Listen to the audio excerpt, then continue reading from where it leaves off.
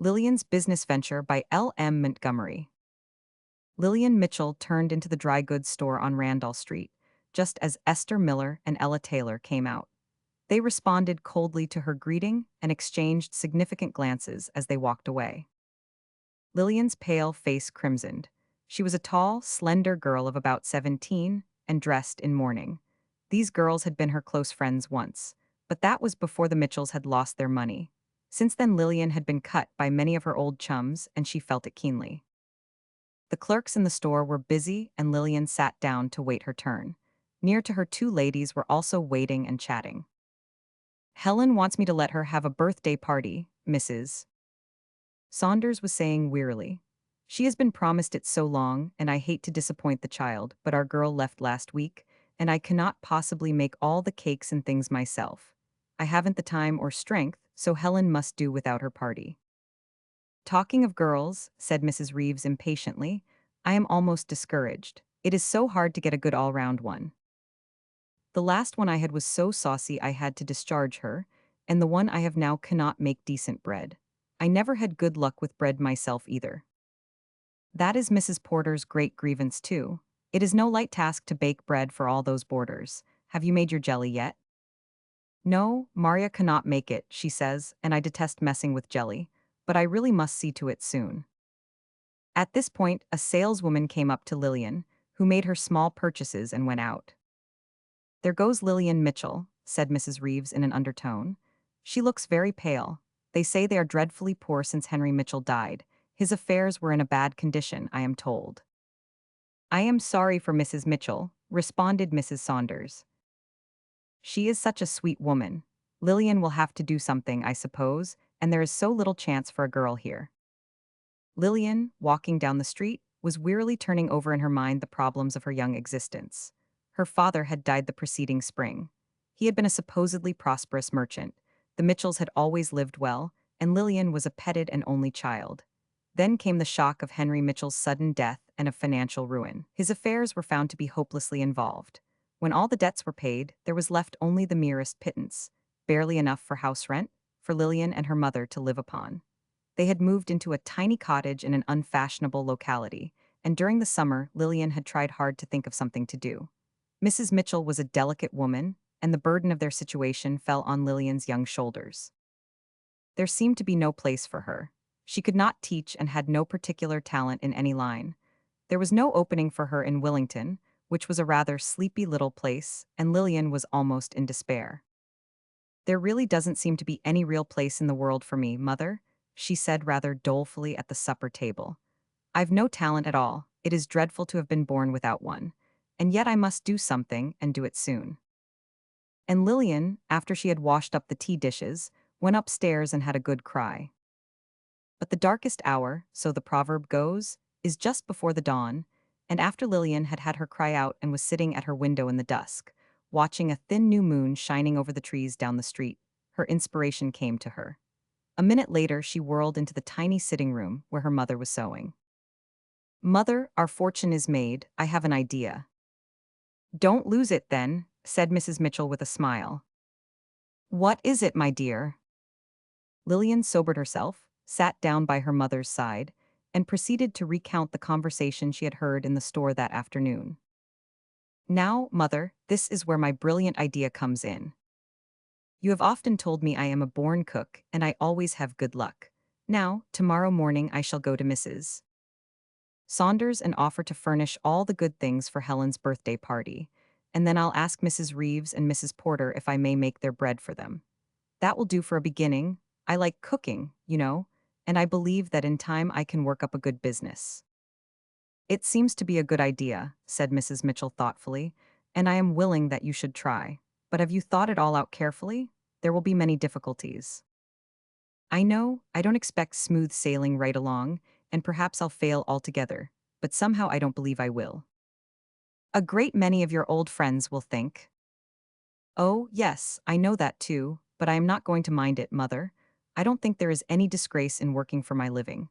I'm going to do my best and not care what people say. Early next morning, Lilian started out.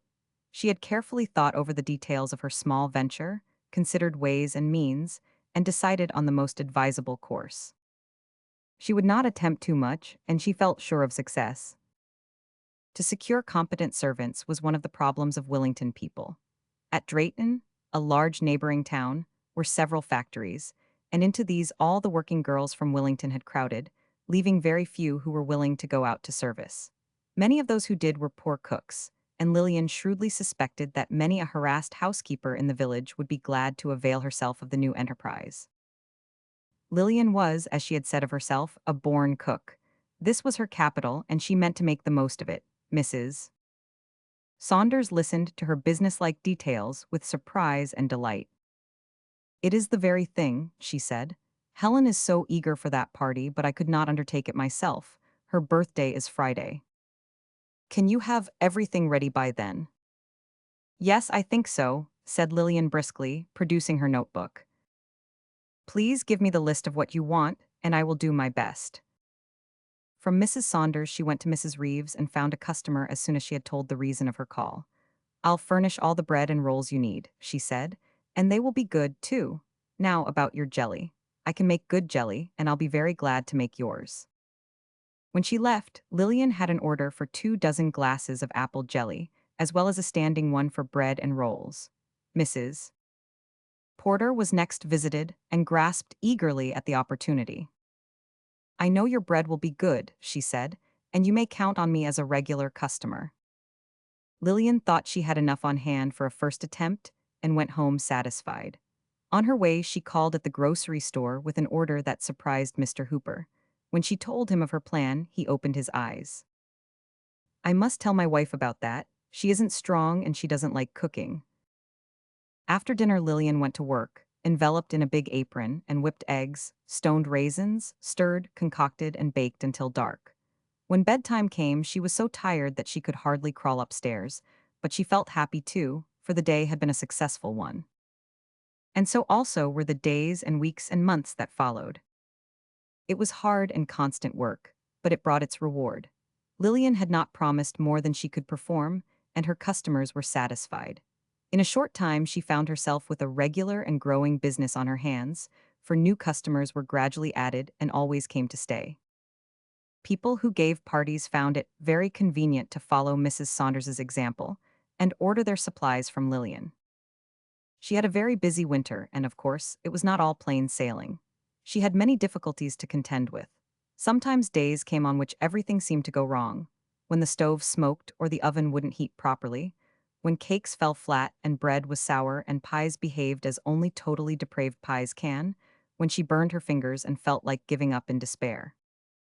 Then again, she found herself cut by several of her old acquaintances, but she was too sensible to worry much over this. The friends really worth having were still hers, her mother's face had lost its look of care, and her business was prospering. She was hopeful and wide awake, kept her wits about her and looked out for hints, and learned to laugh over her failures. During the winter, she and her mother had managed to do most of the work themselves, hiring little Mary Robinson, next door on especially busy days, and now and then calling in the assistance of Jimmy Bowen and his hand, sled to carry orders to customers. But when spring came, Lilian prepared to open up her summer campaign on a much larger scale. Mary Robinson was hired for the season, and John Perkins was engaged to act as carrier with his express wagon. A summer kitchen was boarded in the backyard, and a new range bought. Lilian began operations with a striking advertisement in the Willington News and an attractive circular sent around to all her patrons. Picnics and summer weddings were frequent. In bread and rolls, her trade was brisk and constant. She also took orders for pickles, preserves, and jellies, and this became such a flourishing branch that a second assistant had to be hired. It was a cardinal rule with Lilian never to send out any article that was not up to her standard. She bore the loss of her failures and sometimes stayed up half of the night to fill an order on time. Prompt and perfect was her motto. The long, hot summer days were very trying, and sometimes she got very tired of it all. But when on the anniversary of her first venture she made up her accounts, she was well pleased. To be sure, she had not made a fortune, but she had paid all their expenses, had $100 clear, and had laid the solid foundations of a profitable business. "Mother," she said jubilantly, as she wiped a dab of flour from her nose and proceeded to concoct the icing for Blanche Remington's wedding cake, "don't you think my business venture has been a decided success?" Mrs. Mitchell surveyed her busy daughter with a motherly smile. Yes, I think it has, she said.